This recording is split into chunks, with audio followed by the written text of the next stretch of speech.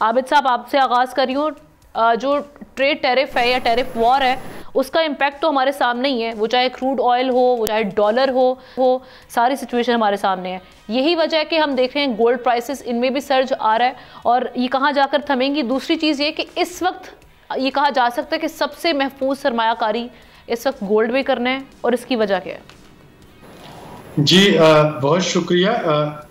اس وقت ڈالر کی جو قیمت ہے جو باقی قابل قدر کرنسیز ہے اس کے مقابلے میں گر رہی ہے.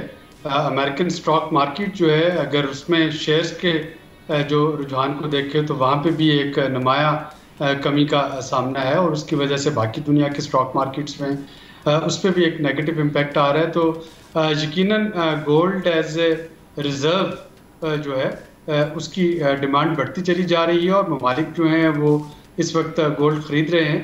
جب ہم کہتے ہیں سرمایہ کاری جو ہے وہ گولڈ میں کریں تو ہمیں بہت یہ کلیئرٹی ہونی چاہیے کہ ہم کس لیول کے سرمایہ کار کی بات کر رہے ہیں. کیا ہم جو ہمارے پاکستان کے کانٹیکس میں دیکھیں تو یہاں پہ مڈل یا اربن کلاس ان کو ہم یہ کہہ رہے ہیں, یا ہم جو ہے حکومتوں کو کہہ رہے ہیں. تو حکومتیں جو ہیں وہ تو یقینی طور پہ اس وقت گولڈ میں سرمایہ کاری کر رہی ہیں, اور گولڈ کو ایک جو محفوظ جو ہے ایسٹ کے طور پہ اپنے پاس اسٹاک کر رہی ہیں.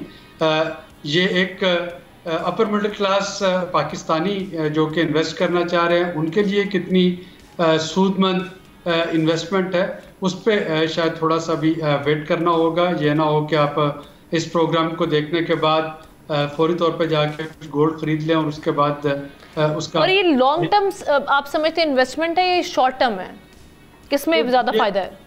دیکھیں اس وقت امریکن جو اقدامات ہیں اس کا ایک نتیجہ تو یہ نکلا کہ اگر یہ سارے کے سارے ٹیرف واپس بھی ہو جائیں صبح, تو جو ایک امریکن پالیسیز پہ جو پوری دنیا کو جو تھا اعتماد تھا, وہاں پہ جو پریڈکٹیبلٹی تھی وہ چیز تو اب ختم ہو گئی.